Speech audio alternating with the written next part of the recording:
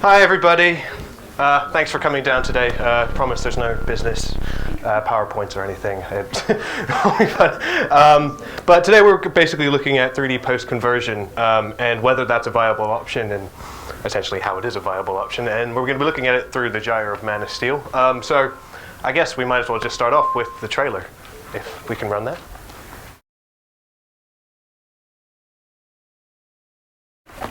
Just so you know who I am, my name's Patrick Dane. I spent some time about 2.5 years ago working on a few 3D sets, and I, at that point, then turned into an online journalist covering a lot of superhero stuff. So, as you can see, I'm actually nearly perfect for this in theory. Anyway, let's see how it goes. But I mean, I just kind of, well, do you want to introduce yourself? Okay.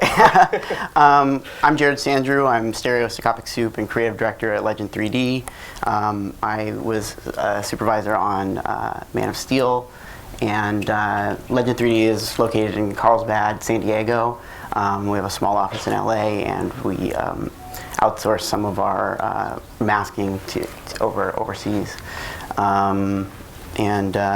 Currently, we're working on The Amazing Spider-Man 2, and yeah. Okay, cool. Well, I mean, what do you think 3D offers to a film like Man of Steel? Well, I feel like on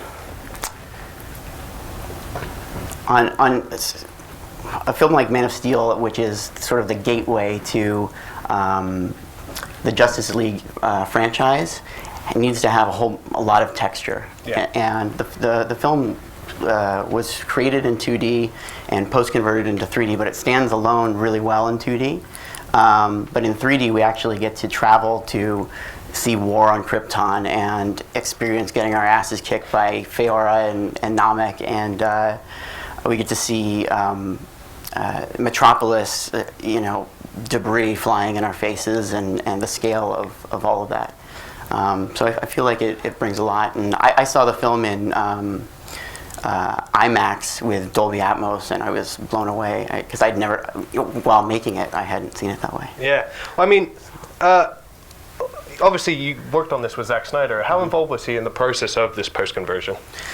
Zack was really involved. I mean, he, at first was skeptical of 3D, but he had experience working on Legend of the Guardians, and his visual effects supervisor, DJ Desjardins, had worked on the Green Lantern.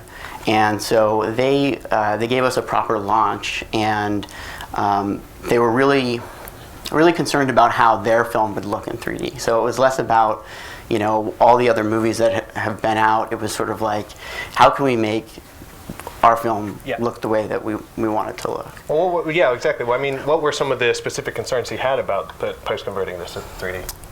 Well, if you look at if you read any interviews with Zack, he really wanted to ground Clark in the real world. And so one of the methods he wanted to use for that was he wanted to shoot film. And so he was able to shoot film with conversion, and also he wanted to use a handheld for pretty much the entire show. One of his big concerns was not necessarily about the action, because he had seen action films before in stereo and seen that they can work. But one of his main concerns was about the emotion that his characters would convey, and he was afraid that stereo would distract from that. And so we did a series of wedges to sort of get him over those fears. And I can show those to you guys. Leave it for a second. All right, cool. Yeah.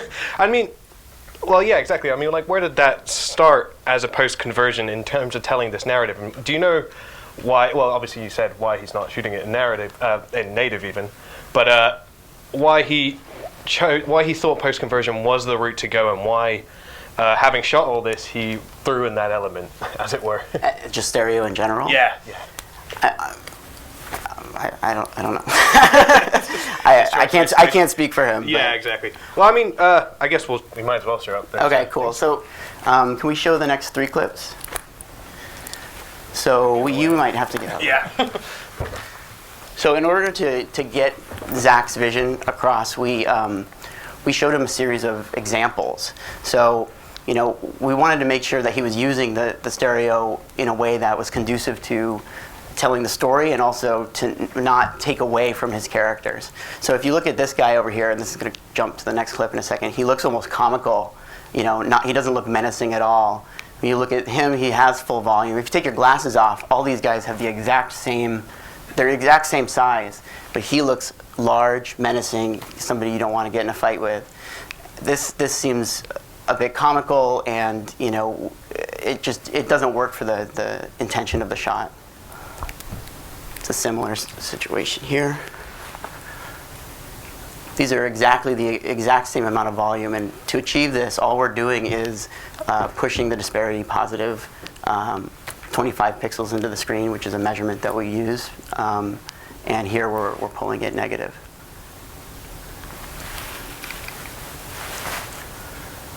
This is an example of tracking with Superman. So on the left, you'll see that Superman appears to be growing, and on the right, he's actually traveling through 3D space.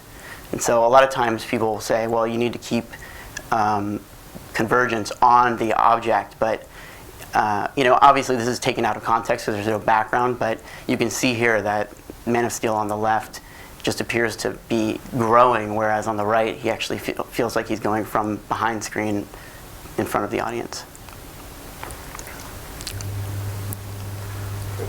This is an example of stereo wedges. So for sequences, what we'll do is we'll actually mark up the shots in 2D. So we'll take the 2D plate. We'll take the 2D plate and we'll mark up sort of where everything should go in 2D to sort of block it out, because we want to look at everything in sequence.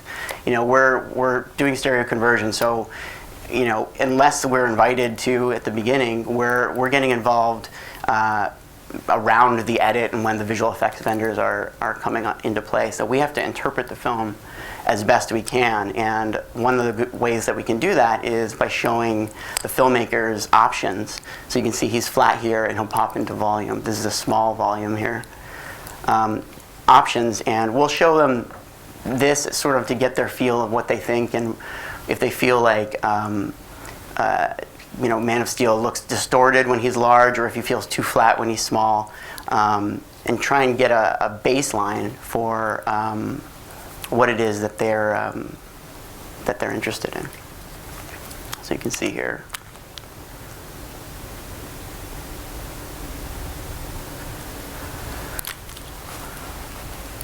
Here's another example of volume.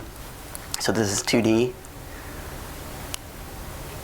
These, for people that know what these numbers are, they're actually half, because this is the film was shot anamorphic, and these measurements are half.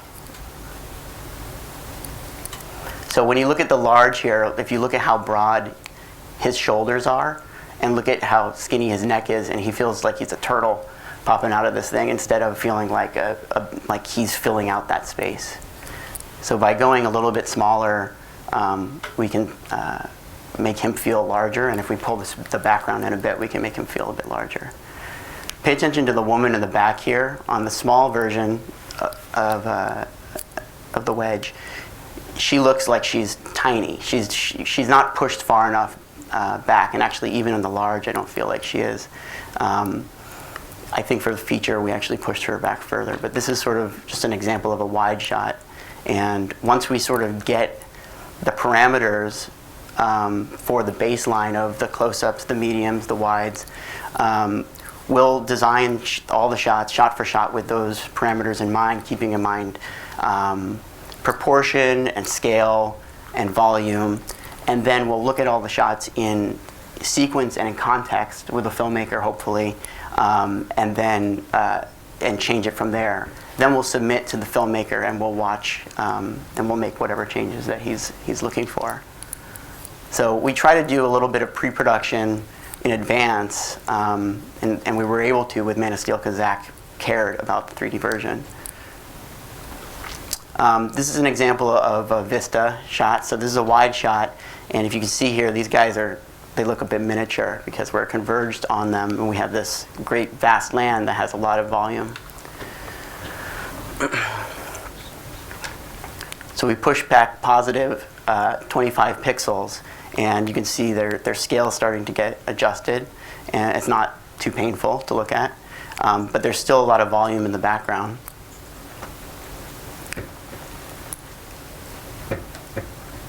And then for you in the back, this might hurt a little bit, but this one's pushed back even further.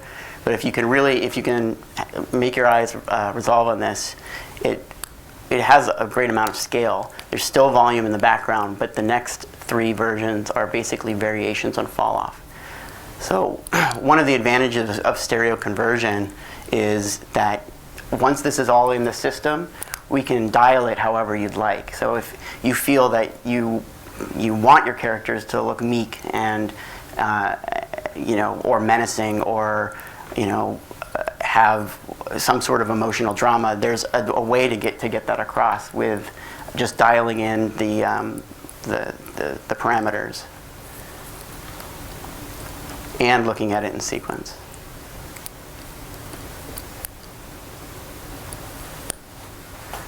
So this one's more compressed in the back.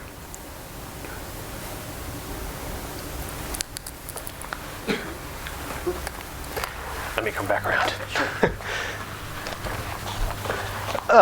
So, do you find that with these processes, showing them that you can actually manipulate the image and you can give them the choice, the filmmakers begin to relax with what you're doing? Yeah, I mean the whole point of exercises like this is just like pre-production, creating an animatic, or anything like that. It's about trust and allowing us to feel like we're doing our job right. We don't want to submit something that's completely opposite to what the filmmaker is looking for. So having a really good launch, having a filmmaker who's on board with stereo and stereo conversion at that, or a hybrid approach, just as long as they're involved, that's the only way you can really understand the film that they want to make. Otherwise, it's up to interpretation, because you guys are all interpret the film the way that you want anyway, so we'd be doing the same.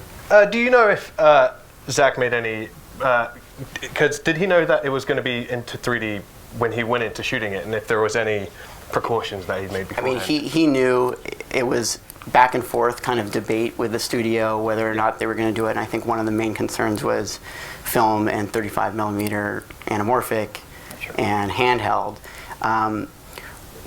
One of the things that Zach is really great at is visual effects and understanding visual effects. He's a visual guy. Yeah. And so a lot of the stereoscopic portion of the design that was done in 2D happened in the visual effects process. So DJ Desjardins and Zach would work with MPC and Double Negative and Weta and Scanline, and they would design the shots the way that they saw that they would work for 2D as well as for 3D. And they actually came to us a couple times throughout the production and asked us to add little floaty bits and dust and such. And Zach would call them Ridleys, because Ridley Scott always has that filmmaking look. So he'd say, add more Ridleys, add more Ridleys. And so at the beginning, when Zod and Jarrell are fighting in the birthing chamber, there's all these little floaty Ridleys. Can you just talk? Can you talk about the process of how this actually works? The workflow and how Zach comes into that. I kind of did with Zach, but you want to know like more technically? Yeah, just very generally. So we receive sequences or reels at a time, and we break them down into sequences and beats. So they're sort of digestible chunks of work, so that we can break it up to our teams. We also go in and we'll group like shots. So one of the things about 3D that you want to focus on when you're doing a conversion or shooting native is you want to have consistent vision. So if you have a shot where there's a conversation between Patrick and I, and there's an angle of Patrick, and then an angle of me, and then an angle of Patrick, you don't want those shots to be bouncing back and forth. So we'll group those together and assign them to the appropriate artist team, and make sure that they get the volume of the heads and the faces right.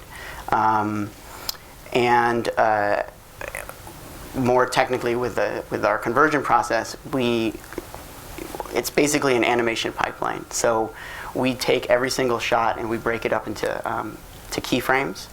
On each keyframe, we design a 2D representation of a 3D model. So that's how our masks are created.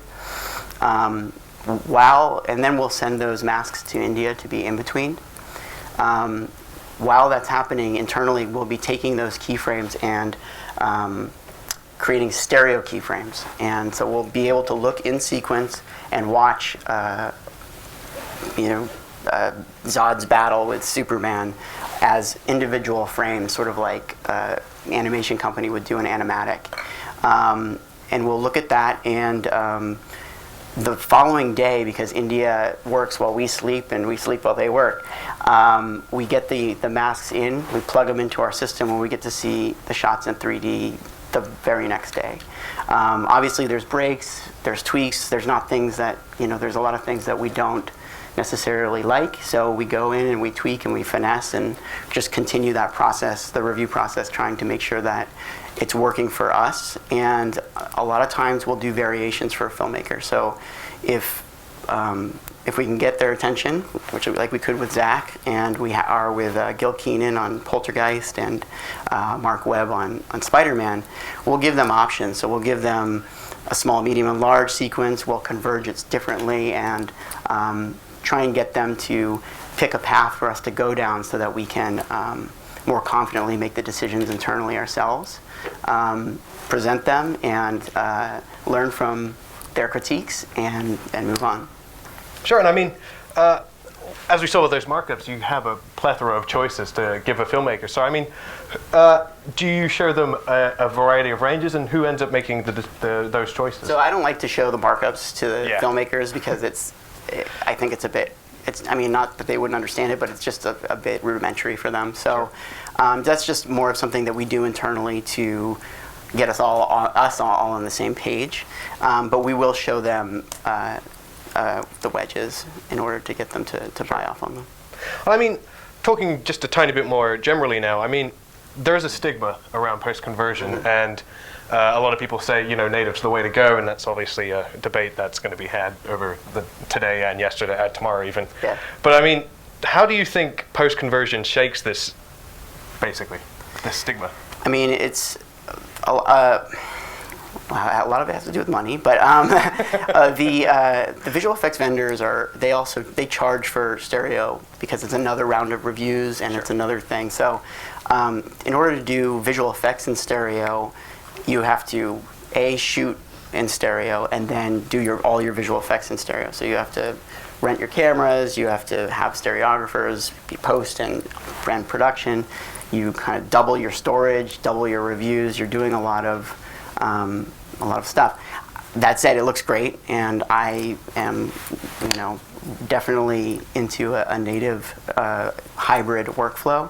But for a film like Man of Steel that had 1,600 visual effects, and the rest were non-visual effects, I think that was another 1,000 shots. That came in around January and needed to be delivered by March or May. We have a pipeline that allows us to work with, like I said, Weta, double negative, Scanline, etc., accept their files, use their geometry as a peg in the ground, set up our interaxial, and kind of focus on that part, sort of like the composer will work on the score, or the editor will work on the edit. We can work on our part while collaborating with the filmmaker and making it work great. One thing I'm quite interested in is, you were saying that there were so many visual effects, but not all of them were visual effects shots. And, those are kind of the shots that I always find most interesting in a 3D conversion. So, I mean, what were kind of the choices that were being made in those more emotional scenes where it's not Superman beating up Zod? It's just a moment between him and his mother. Right. So we, again, back to the wedges, we would show Zach a whole bunch of different wedges, and he would pick a certain percentage of screen width, which is sort of how we measure it, that he liked. And we're really, really cognizant of proportion. So we don't even dial the cameras in before we build our model of the character. So we'll, we need to worry about the chin to the neck to the ear to the nose to the cheekbones and this little part, where the tear duct and the forehead and the way that the hair parallaxes. So we concentrate on all of that, and we set the proportion right, and then once we get it into the system, we dial it into the sort of approved settings that Zach has approved for a close-up of Martha. And then when we look at it in sequence, we might say, you know what, this is more of an emotional moment, let's enhance it, let's push it a little bit more negative. And it works out pretty well that way, because everyone can understand why we're making the choices, because we make them in phases. Sure. And I mean, kind of finishing up, we're actually getting out of time. I mean, where do you think post-conversion is going to be in a few years' time, and essentially, and talking about that hybrid solution, how do you think that's going to become a factor in that discussion? It's a hard question. I think that post-conversion is evolving. I think all of the vendors that all of our competitors are getting really good and are doing great work. Gravity was amazing, and it was post-converted and rendered native, and I feel like we're getting there where the films that come out are not considered like the crappy post-conversion, as long as there's one voice, as long as the filmmakers get on board early. And there's other technologies out there now. I think Disney and Fraunhofer, is that those guys up there? Yeah, they have this trifocal system, so they're starting to capture depth map on set. So not only are you going to be delivering an RGB master, there'll be delivered extra data that we can use in conversion. We don't have to build the proportion of the character if the proportion already exists. So those are the types of things that I think that will evolve, and I think that the eye at the different vendors is getting better. At Legend3D, we personally started out of the gate with really great mentors. We had Phil McNally from DreamWorks and Rob Engel and Corey Turner, who were at Sony ImageWorks, and they kind of gave us our core base values and sort of figured out, kind of told us what we were doing wrong in the beginning, and we've learned from that. And with every stereographer we work with, we try to take on their style and improve upon ourselves with that. Cool. Well, I mean, hopefully we've shown that 3D post-conversion actually has choice for filmmakers, because I think it is kind of something that people think is just a switch that you can turn on, and I think that the footage that you showed shows that you can change your dynamics and everything. And but I think we've got another trailer. Yeah. So The Amazing Spider-Man 2 is finishing up at my facility tomorrow, and so we're going to show the trailer for that. Let's move our chairs. Let's do that. Yeah.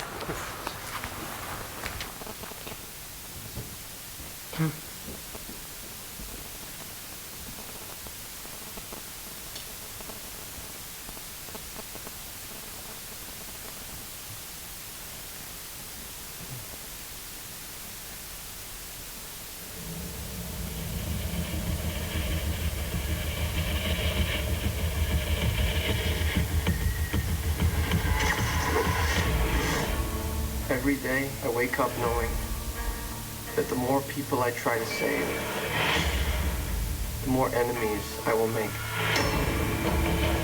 And it's just a matter of time before I face those with more power than I can overcome. I'm so sorry, I'm late. I had a traffic thing. Did your traffic jam have anything to do with being, I don't know, shot at by machine guns? Yeah. Oh, no, I was implying that. Peter Parker, Harry Osborn. You're gonna want to see this. Oscorp, get you under surveillance. Why? Isn't that the question of the day? There's something you're not telling me, Aunt May. I once told you that secrets have a cost. us too. My name is Richard Parker. I have discovered what Oscorp was going to use my research for. I have a responsibility to protect the world from what I know they're capable of.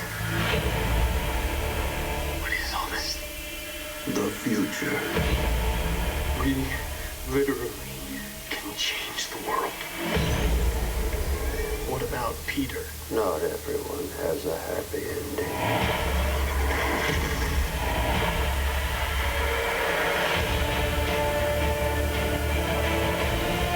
This is bigger than you, Peter. I made a choice. This is my path. Soon, everyone in the city will know how it feels to live in a world without power,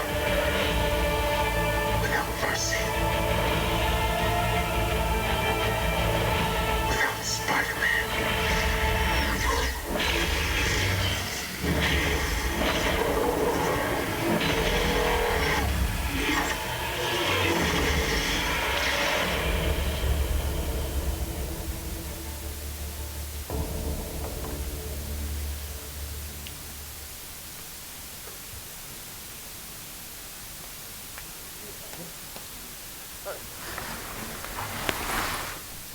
Hundred percent converted by Legend3D.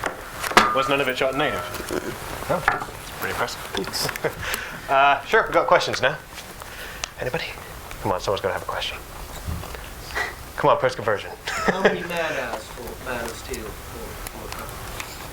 Including India. That's a black box. I don't know. Okay, you got it. I can tell you that we had probably 160 artists working on Man of Steel. We have a depth department and a comp department. The depth department's in charge of following the stereographer's advice and crafting the stereo, and then the compositing department's in charge of cleaning up artifact on non-visual effect shots and working with the visual effect elements from the vendors that when they hand over the asset packages. With India, 500 artists probably working, masking every single frame over 4 or 5 months. Anybody else? You all ready to go home? It's been a long day. Well, if there's no other questions, I guess we can end it. Cool. Thank So, you, yeah. guys. Thanks, guys.